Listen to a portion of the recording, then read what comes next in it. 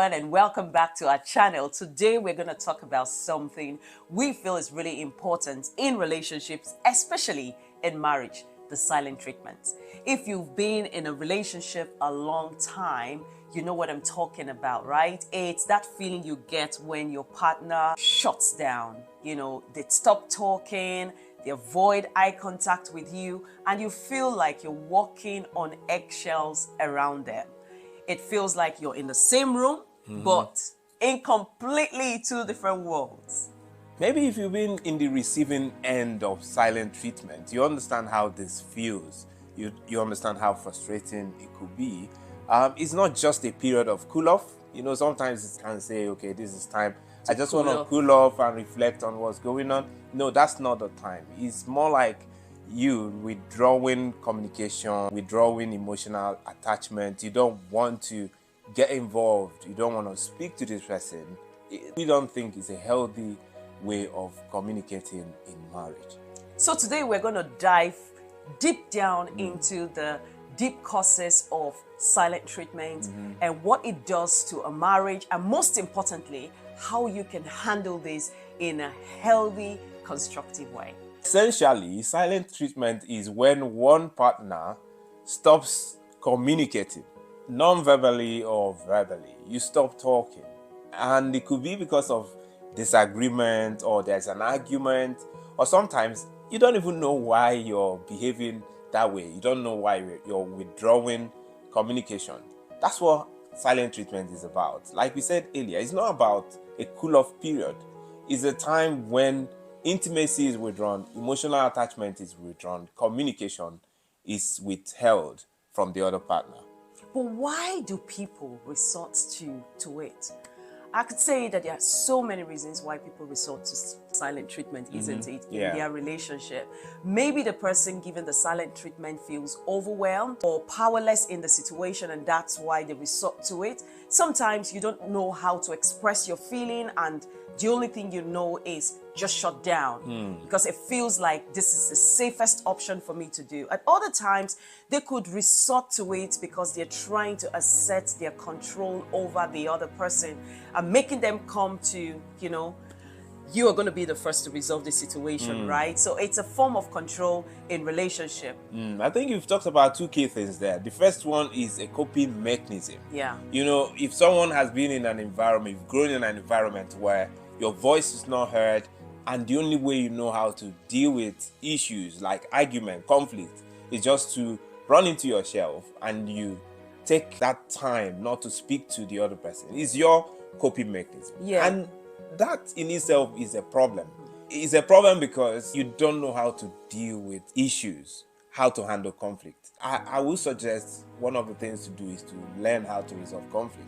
But the other part you mentioned is more like manipulation. Yeah. Is your strategy to exert authority and control over your partner, which is not a best way of dealing with conflict. And that is more dangerous because you want this person to come begging. You want this person to come saying, I'm sorry, even when you are the one at fault.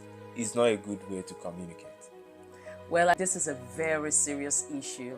The first one that you talked about could be as a result of learned behavior from childhood. And a lot of people are sort of programmed that way, where they've learned to deal with certain situations that way. But this does a lot of harm to relationship.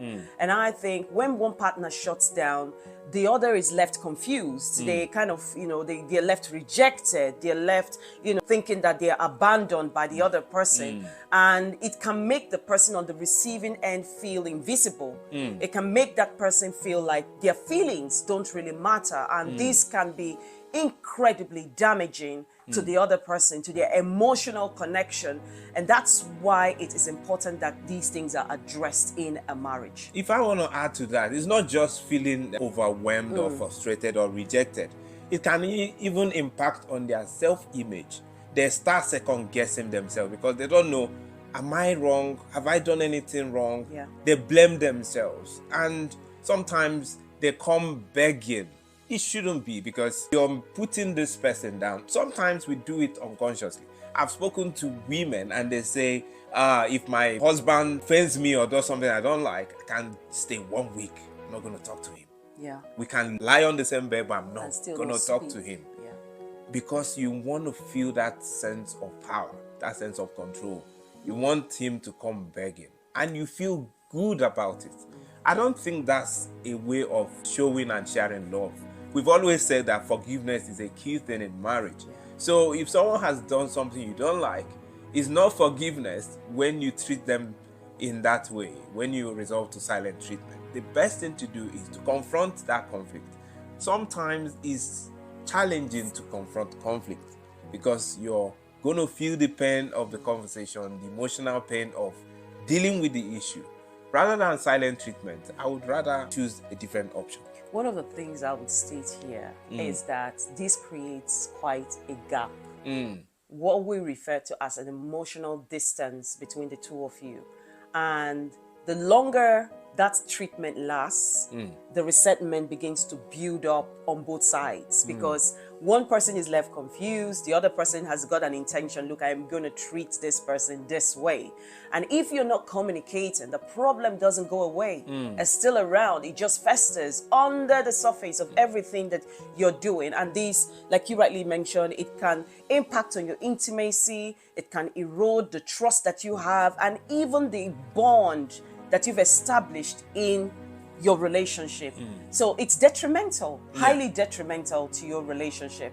And I've seen this happen in so many relationships, and it can be a hard cycle to break. You just sort of like in that cycle, if one partner uses silence as a defense mechanism, the other one will respond in frustration or more distance, and then it becomes then a loop of negativity, constant negativity in that relationship. You know, the challenge with this is that the person who is using silent treatment is actually training the other person to cope with silent treatment. Like I said before, I spoke to a lady and she said, when my husband does something I don't like, I can stay 1 month without speaking to him. And I said to her, do you know that you're training your husband to cope with your silent treatment? Because the first time you do it, it might hurt, surprising, it might be painful. Yeah. You do it again, do it over and over again. The person gets used to it. It could be a man, it could be a woman. I'm just using that as an example. And when that happens, you see, there is that toughness the person builds. Oh, I know what she's going to do. I know what he's going to do. Is it not silent treatment? And the person may start speaking to maybe a colleague at work. And you say, Jack, infidelity starts. Because if you shut the person down, we are all communication, we are wired to communicate. So sometimes you have to look for someone to speak to. Yeah. And if that person takes advantage of your vulnerability at that time, something starts building up. I've seen people lose their long-term marriage because of this. They lose the intimacy they've built. They years. Start going into other things like infidelity. And you know how difficult it is when infidelity comes into the picture. It destroys the foundation of the relationship. You don't trust each other anymore. Absolutely.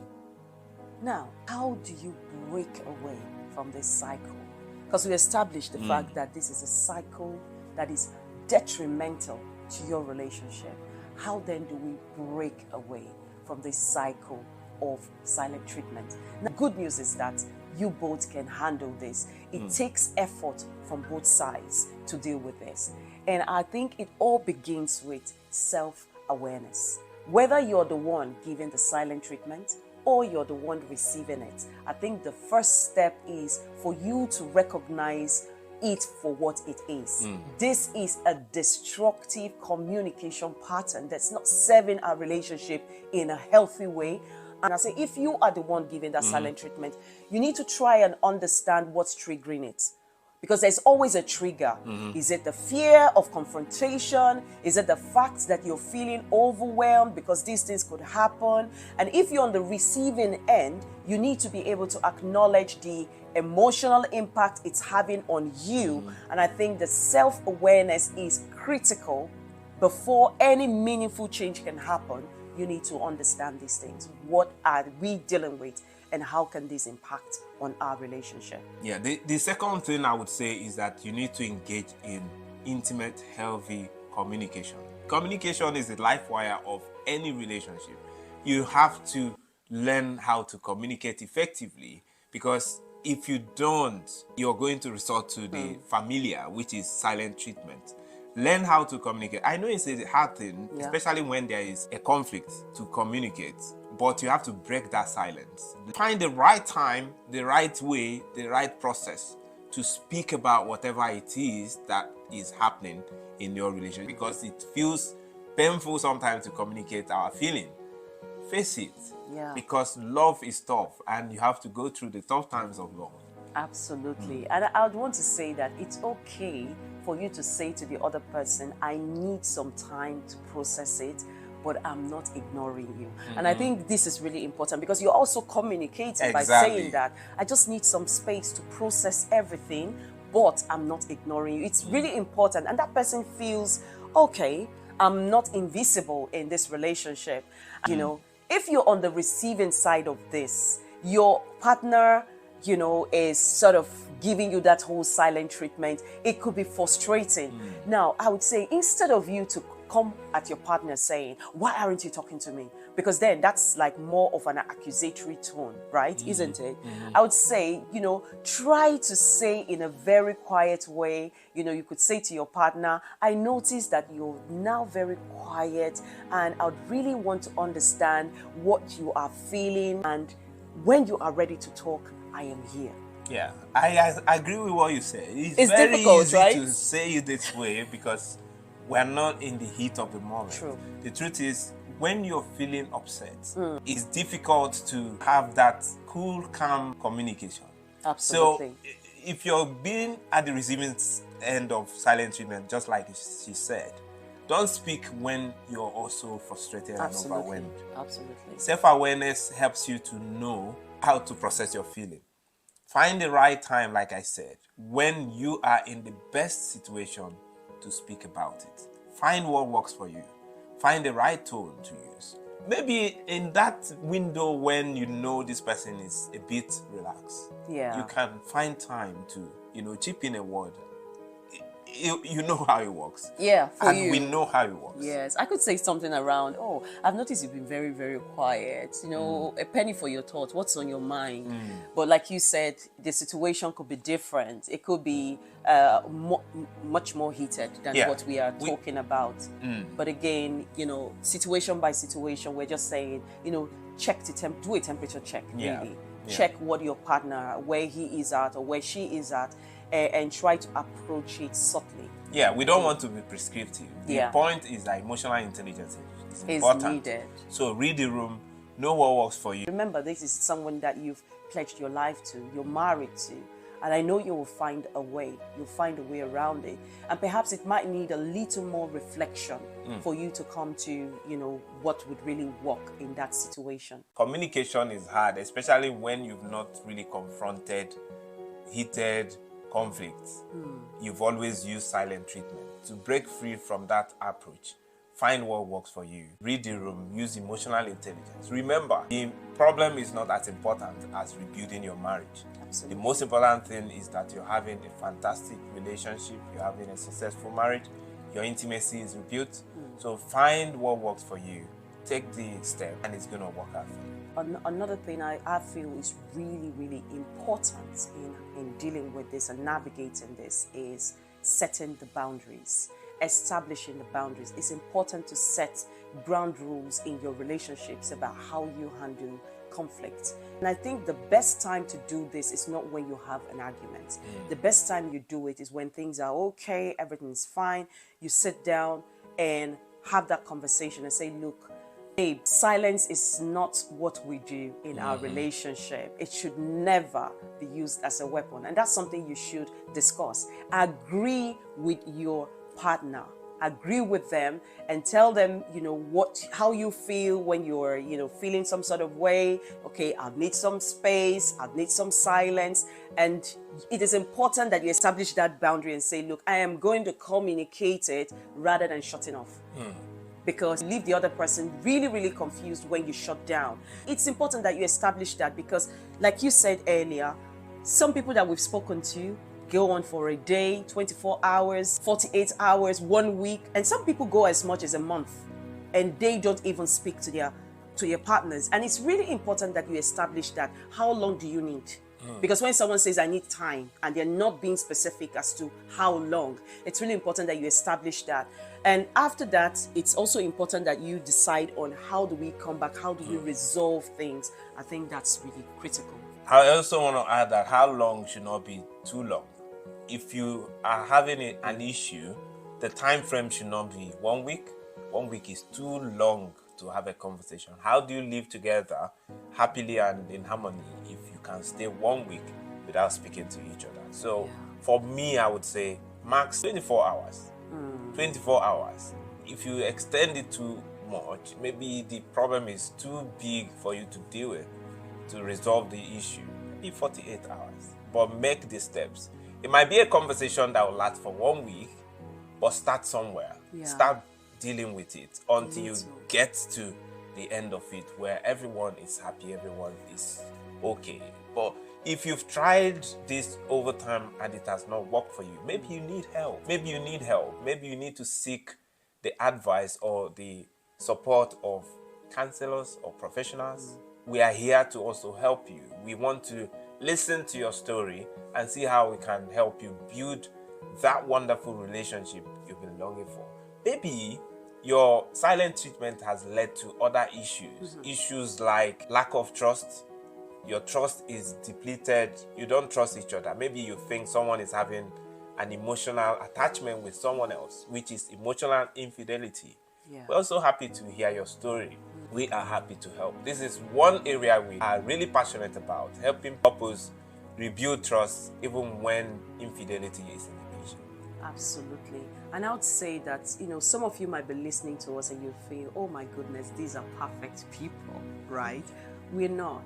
I want to share something that I think would be of benefit to somebody really watching us right now. From a personal experience myself, I was in a season, and that was early on in our relationship when we got married. I was in a season where I would just literally shut down, literally say nothing. And he's like, honey, what's happening to you? Nothing. Are you okay? I'm fine. I'm good. Yeah. And it was just that. I kind of shut down. And I think it's also part of learned behavior. We talked about people learning those behavior from childhood, and you kind of see certain things and you pick them up unaware that you are actually taking on that sort of ways of handling issues. And I brought that into our relationship. That was a baggage that came with me. And you know what? It took some time for him to also establish those boundaries. And those boundaries were established when we communicated. And he would say to me, well, I understand you need some time, but I don't know that you need that time because you're not communicating that with me. And I think that was the period where, of course, I started becoming more self-aware. I started to understand what were the triggers and immediately trying to tackle them little by little. And I would say to you, it didn't take a day, it didn't take a week, it took time. But one thing was certain, I was committed to working on myself. I was committed to moving from point A where it was completely shut down to point B where I would at least communicate it, even though it's not in a way, a sort of palatable way, and also to a point where I was able to communicate it and I'm okay communicating it, right? So I would say that every relationship is work in progress. Every relationship is unique. Find what works best for you. And I would say, remember that person you're in a relationship with is the most important person in the world. It is really important that you don't shut them out, but make sure that you bring them in because they would definitely help you weather the storm together. Yeah. I also want to add that for you who is at the receiving end of silent treatment, also have empathy. Understand that this person may be on a journey. It's possible this is what this person has learned about a relationship. You have to be mature to help them through that process. You have to also be patient with them while they go through that journey. You have to be supportive. It's not time for you to also shut them down. Use the right approach to win their love over, to win them over, having a better view of how to process their emotions, how to communicate with you. It is what we do for marriage. Remember, love will always win. So if you keep pushing and keep giving love, keep forgiving, keep being the one showing the positive approach to communication, you will always win together. Let me say that there's hope. There is hope. It's not easy, but what we have just highlighted, we've talked about self-awareness and we've talked about healthy communication, and maybe somebody outside might be able to help you to break that cycle and move toward a healthier and a more connected relationship. Thank you so much for watching today's video. I hope you found this really helpful. Please give a thumbs up and don't forget to subscribe for more content on this channel. And we promise to bring you something that will enrich your relationship as well as enrich you personally towards your growth as an individual. And I would say in the comments, it will be really important that you drop us a comment and let us know if you have experienced the silent treatment in your relationship. How did you handle it? We would love to hear your thoughts. And until the next time, take care of yourself and each other. Keep loving. Bye-bye. Bye.